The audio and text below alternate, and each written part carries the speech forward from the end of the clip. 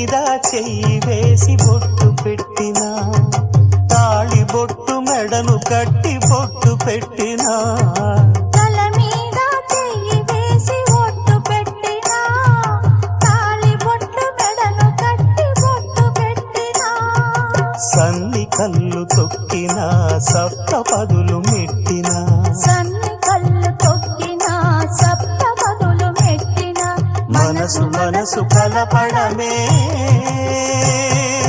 మంత్రం పరమార్థం.